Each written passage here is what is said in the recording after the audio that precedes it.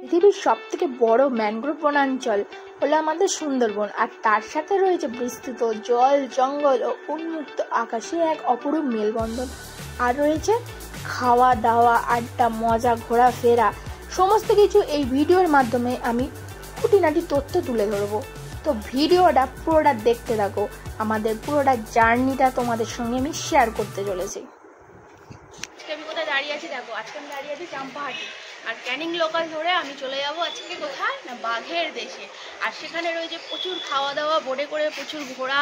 তোমরা জানো সুন্দরবনে কি কি হতে পারে, তো সমস্ত কিছু দেখতে হলে আমার চ্যানেলে চোখ রাখতে হবে আর এই ব্লগটাকে দেখতে হবে।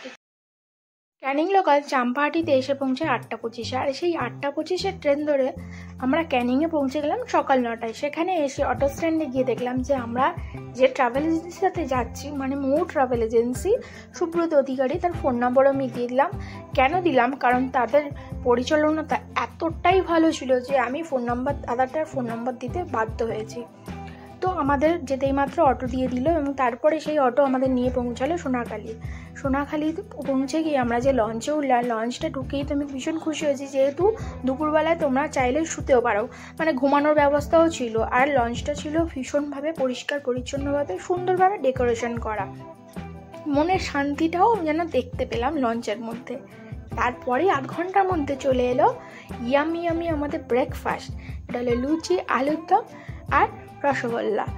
তো চলো একটু খাওয়া যাক, তারপরে আবার তোমাদের সাথে কথা বলছি।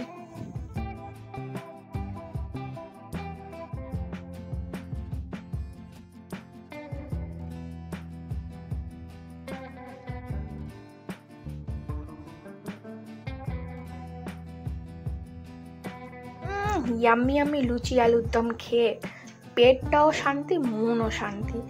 তো ব্রেকফাস্ট আমাদের হয়ে গেছে, তো এবার চলো একটু নদীর হাওয়া খাওয়া যাক। কি বলো বন্ধুরা?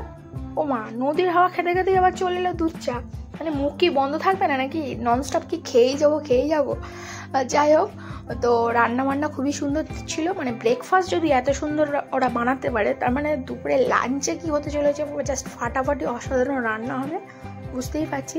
সেই কারণে ভাবছি একটু অ্যান্টাসিড বা গ্যাসের ওষুধ খেয়ে নিতে হবে, নাহলে অবস্থা খুব খারাপ হয়ে যেতে পারে। সকালবেলায় ব্রেকফাস্টেই লুচি আলুর দম। তো আমাদের লঞ্চ ছেড়ে দিল। এবার চলো আমরা যাব গোসাবাতে বেকন সাহেবের বাংলোতে।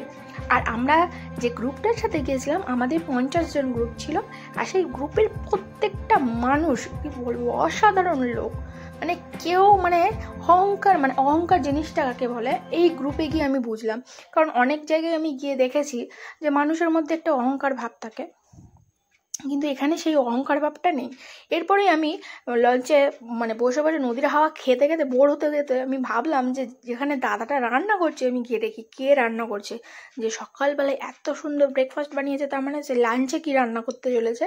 সেই কারণে গিয়েছিলাম নিচে সেই দাদাটার সাথে কথা বলতে। তো গিয়ে দেখলাম রান্না শুরু করে দিয়েছে, দুপুরের রান্না হচ্ছে। তো চলো আবার একটু পরে তোমাদের সাথে কথা বলছি।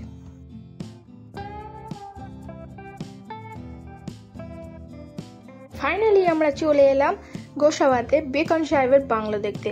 আর বেকন সাহেবের বাংলো দেখতে গিয়ে তো আমি প্রায় মরে যাচ্ছিলাম, কারণ আমরা প্রায় মার্চ মাসের শেষের দিকে, 28 তারিখে গিয়েছিলাম। আমাদের ট্যুর প্ল্যানটা ছিল 28 তারিখে। তো এত গরম ছিল বাপরে বাপ, তার উপর ছাতা নিয়ে যায়নি। ভিডিওটা জাস্ট তোমাদের জন্যই করেছি, তোমরা যাতে ভিডিওটা দেখে খুশি হও, সেই কারণে আমি বেকন সাহেবের বাংলোয় গিয়েছিলাম। তো বেকন সাহেবের বাংলোতে গিয়ে যেটা দেখলাম যে কিছুই নেই, ভেতরে তো ঢুকতেই দিচ্ছে না, জাস্ট বাইরে থেকে। তাও আমি জানলা দিয়ে একটু ক্যামেরা অন করে নিয়েছিলাম, ভেতরটা তাও অন্ধকার ছিল, কিছু দেখা যাচ্ছিল না। এই জাস্ট চারিদিকের ব্যাপারটা এই একটা বাড়ি, কাঠের বাড়ি, ঘর বাড়ি করা আছে একটা কাঠের, আর চারিদিকে গাছে ফুল গাছ লাগানো, এই জাস্ট, আর কিছুই না। তো আমাদের দেখা হয়ে গেছে। তো আমাদের আজকে প্রথম দিন ছিল, তো প্রথম দিনে আমাদের এই বেকন সাহেবের বাংলোটাই ছিল, ট্যুরের মধ্যে ছিল। দ্বিতীয় দিনে আরও অনেকগুলো স্পট দেখাবে। তো এরপরে আমরা চলে এলাম লাঞ্চে অনেক কিছুই খাবার ছিল পাবদা মাছ, চিংড়ি মাছ।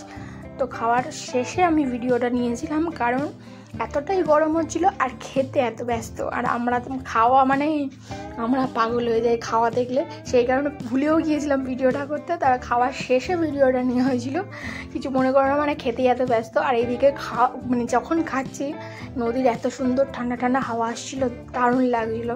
তো শেষে এসে গেছিলো চাটনি পাঁপড়, মানে পাবদা মাছ, মোচা চিংড়ি আর সাথে যদি চাটনি পাঁপড়, জমে গেছে। খাওয়া দাওয়া হয়ে গেছে, এবার রেস্ট নিয়ে বসে আছি। একটু সামনের দিকে বসলাম, বসে নদীর হাওয়া খেতে খেতে আমরা পৌঁছে যাব পাখিরালয়, যেখানে আমাদের হোটেলটা নিয়েছে। তো সাথে কটা রিলসও করে নিলাম। তো চলো এবার গিয়ে দেখা হচ্ছে পাখিরালয়তে।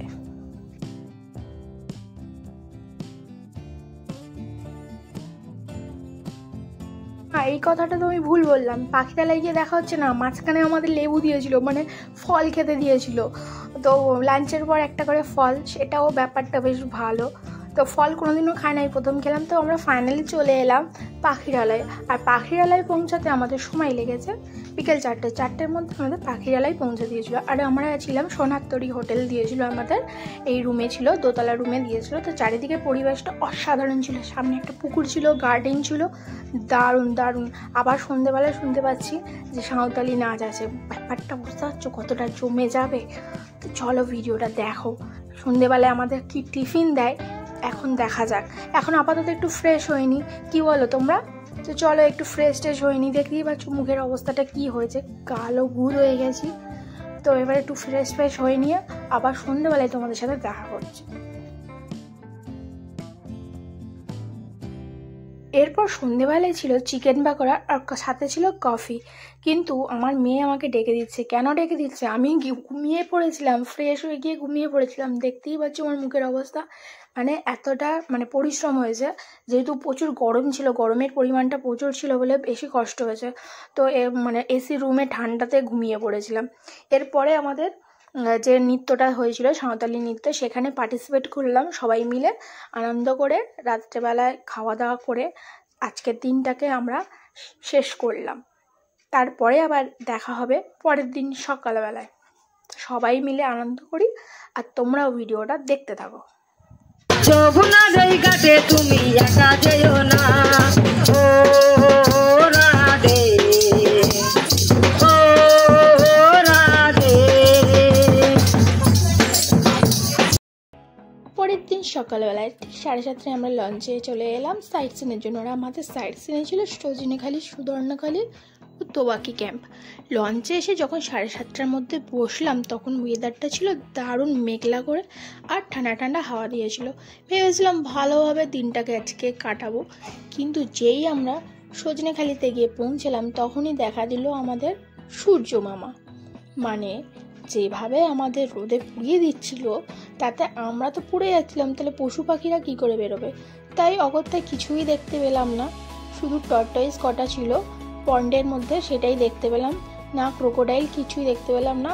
আর দেখতে পেলাম সুন্দরী গাছ, যেগুলো শ্বাসমূল ও ঠেসমূলগুলো দেখে মনটা খারাপ করে চলে এলাম, কারণ বাঘ মামার সাথে তো দেখাই হলো না সজনেখালিতে।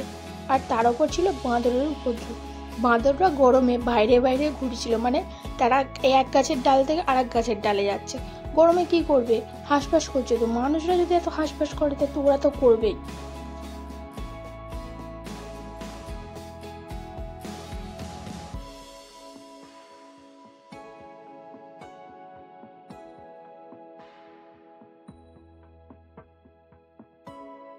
মনে হালকা দুঃখ আর অনেকটা আশা নিয়ে আমরা নেক্সট স্পটে যাবো। আর নেক্সট স্পট আমাদের সুদর্ণখালি।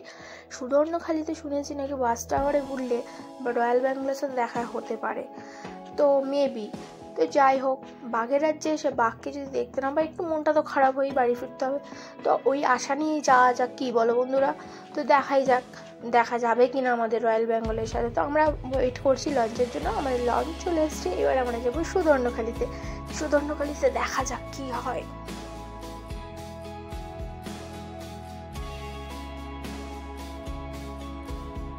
তো ফাইনালি আমরা সুদর্ণখালিতে এসে পৌঁছে গেছি। আর সুদর্ণখালিতে ঢুকতেই মাত্র দেখতে পাচ্ছ মানে কতটা ভিড়, প্রচুর পরিমাণে ভিড়। আর গেট থেকে ঢোকার মুখেই রয়েছে মা বনবিবি। তো মা বনবিবিকে প্রণাম করে চলে যাওয়াই যাক, বাঘ দেখতে পাওয়া যায় কিনা। প্রথমে ঢুকতেই তারপর দেখা গেল আছে আমাদের টর্টয়েস পন্ড।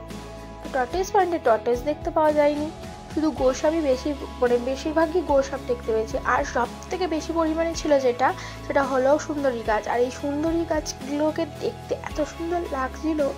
আর এই গাছের জন্যই তো সুন্দরবন আমাদের ফেমাস, আমরা সকলেই জানি। তো যাই হোক, এরপরে আমরা পৌঁছে যাবো ওয়াচ টাওয়ারে।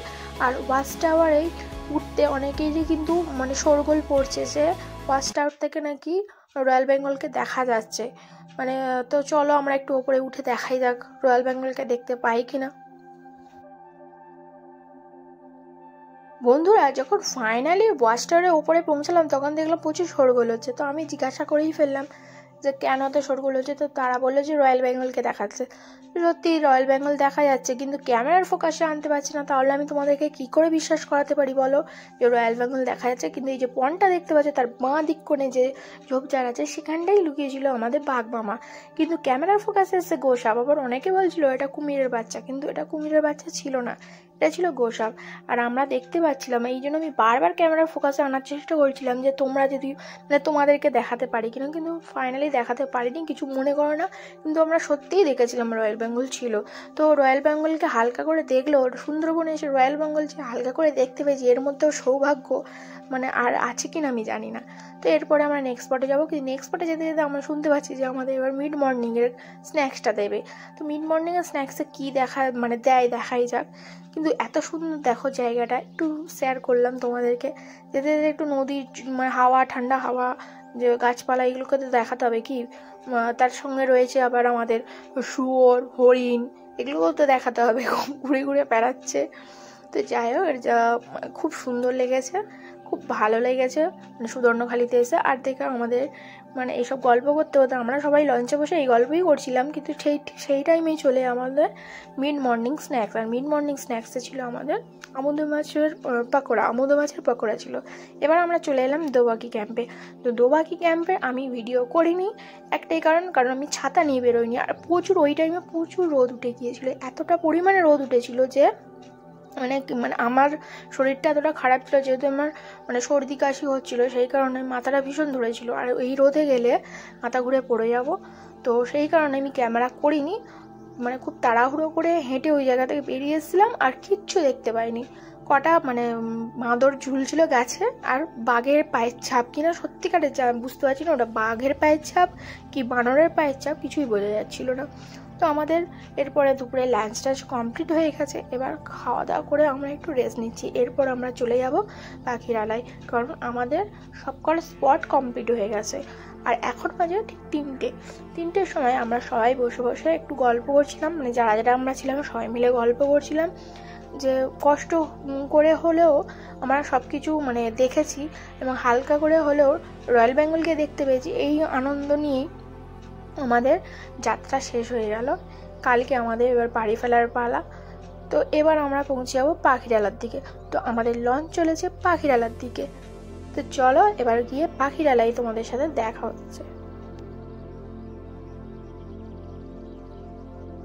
ফাইনালি আমরা 5:30টার সময় পাখিরালায় এসে পৌঁছালাম। আমাদের সবকটা স্পট কমপ্লিট, এবং দ্বিতীয় দিন লাস্ট দিনে দ্বিতীয় দিন বলবো না, যেই দিন আমরা চলে যাব সেই দিনেই আমাদেরকে আর একটা স্পট দেখাবে, সেটা হচ্ছে লোকনাথ বাবার মন্দির আছে, যেটা খুবই জাগ্রত, তোমরা হয়তো শুনেছো, সেখানে নিয়ে যাবে। তো সন্ধেবেলায় আমরা ফ্রেশ হয়ে আমরা একটু বাইরের দোকানগুলোতে এসেছিলাম। তার আগে বলে দিই, আমাদের কিন্তু স্ন্যাক্সে দিয়েছিল, ইভিনিং স্ন্যাক্সে দিয়েছিল কফি আর চিকেন পাকোড়া। তো এখন চলে এসেছি কিছু কেনাকাটা করতে, কারণ এখানে এসে কিছু না নিয়ে গেলে হয় না, সুন্দরবনের জিনিস তো একটা নিয়ে যেতেই হবে। সেই কারণে কাঠের চুড়ি আমার মেয়ের জন্য আর আমার জন্য নিয়েছিলাম কাঠের চুড়ি আর ইয়ারিং। জিনিসগুলো খুবই সুন্দর, তোমরা চাইলে নিতে পারো। এখানে 4-5টা দোকান আছে, যে দোকানগুলো খুব সুন্দর সুন্দর জিনিস পাওয়া যায়। দেখো, চুড়ি, হার, কানের দুল সব জায়গায় পাওয়া যায়, ব্যাগও পাওয়া যায়, কিন্তু এখানে কাঠের ওপর যে কাঠের জিনিসগুলো আছে তার ওপর কিন্তু বিশেষত ছিল, খুবই ভালো লাগছিল। আর যে এই দোকানটা দেখতে পাচ্ছ, এই দোকানে কিন্তু এই যে বৌদি ভীষণ ভালো চা বানায়। এরপর আমরা চলে এলাম রাতের ডিনারে ছিল আমাদের ফ্রাইড রাইস, চিলি চিকেন আর আলুর দম, সাথে স্যালাড তো আছে। খাওয়া দাওয়া থেকে শুরু করে আর থাকা, ঘোরাফেরা, সমস্ত পরিচালনায় মৌ ট্রাভেল অসাধারণ আমাদের মৌ ট্রাভেলস। থ্যাংক ইউ আমাদের যে নিয়ে গিয়েছিল, আমাদের পরিচালনা করেছে, তাকেও বারবার থ্যাংক ইউ জানাই। দ্বিতীয় লাস্ট দিন যেটা আমাদের বাড়ি ফেরার পালা, তো সেই কারণে আমি পাখিরালয় থেকে এই ভিডিওটা নিচ্ছিলাম। এবার আমরা বাড়ি চলে যাচ্ছি। তো বাড়ি যেতে যেতে এই ভিডিওটা না করলে একটু খারাপ দেখায়। এরপর আমরা চলে যাব টিফিনে। আর টিফিনে সেই দিয়েছিল আমাদের লুচি, আলুর দম আর মিষ্টি। আর খাওয়া দাওয়া ছিল তো অসাধারণ। আজকে মেনুতে ছিল আমাদের কাঁকড়া, সাথে কাতলা মাছও আছে। আর ব্রেকফাস্ট টাইমে তোমাদের লাঞ্চের খবর দিচ্ছি, কারণ আমিও ওদের কাছে জিজ্ঞাসা করছিলাম আজকে লাঞ্চে কী রেখেছো, যেহেতু তোমরা প্রত্যেক দিন ফাটিয়ে খাইয়েছো তাহলে আজকেও ফাটিয়ে দেবে খাইয়ে। তো সেই জন্য জানতে চেয়েছিলাম। এইদিকে যে লঞ্চ দাদা আমাদের আছে, প্রত্যেককে ধরে ধরে আমাদের লঞ্চ চালানো শিখিয়েছে। এত ভালো দাদাটা, এত সেফ, মানে এত সেফলি আমাদের লঞ্চ চালিয়ে বাড়িতে নিয়ে এসছে, কি বলবো, ভীষণই ভালো দাদাটা। তাই একটু দাদাটার ভিডিও করে নিলাম। এরপর আমাদের যে মানে লাস্ট স্পটটা আছে, যেটা লোকনাথ বাবার মন্দির, সেখানে যেতে হবে। লোকনাথ বাবার মন্দিরে যাওয়ার সময় একটা বাচ্চা ছেলে দেখতে পেলাম যে তেঁতুল বিক্রি করছে আর মধু বিক্রি করছে। তো এখান থেকে তেঁতুল মধু নিয়েছিলাম, বাড়িতে এসে খেয়েছি, ভীষণ সুন্দর ছিল। তোমরাও চাইলে মানে যখন সুন্দরবন যাবে এই বাচ্চা ছেলেটার কাছ থেকে কিন্তু মধু ও তেঁতুল কেনো। এই কারণে আমি ভিডিওটা নিয়ে নিলাম। এরপর আমরা চলে এলাম দুপুরের লাঞ্চে ছিল কাঁকড়া কাতলা। তো আমাদের খাওয়া দাওয়া করে এবার আমরা বেরিয়ে মানে চলে আসবো সোনাখালিতে। সোনাখালিতে আমাদের পৌঁছাতে আর আধ ঘন্টা টাইম আছে, সেই কারণে আমরা মানে 2:30টার মধ্যে আমাদের পৌঁছে দিয়েছিল সোনাখালিতে। খুব তাড়াতাড়ি পৌঁছে দিয়েছে এবং 12টার সময় আমাদের লাঞ্চ দিয়ে দিয়েছিলো। আমাদের লাঞ্চ করা হয়ে গেছে এবং সবাই যে যার গল্পে ব্যস্ত। তো আমি তোমাদেরকে একটাই অ্যাডভাইস দেবো, মার্চ মাসের শেষে কখনোই যাবে না, আমাদের মতন এই ভুলটা করো না। প্রচুর গরম, অবস্থা আমাদের খারাপ। তো সুন্দরবনের বেস্ট টাইম হচ্ছে ফেব্রুয়ারি পর্যন্ত, একদম ফেব্রুয়ারি পর্যন্ত। নভেম্বর, ডিসেম্বর, জানুয়ারি, ফেব্রুয়ারি, এই 4টে মাস ভীষণ ভালো সুন্দরবনের জন্য। তো তোমাদের যদি এই ভিডিওটা ভালো লেগে থাকে, তোমরা আমার ইউটিউব চ্যানেলটাকে সাবস্ক্রাইব করে দিও, ফেসবুক পেজটাকে ফলো করে দিও, সাথে ইনস্টাগ্রামটা। আর ততক্ষণ তোমরা সকলেই ভালো থেকো।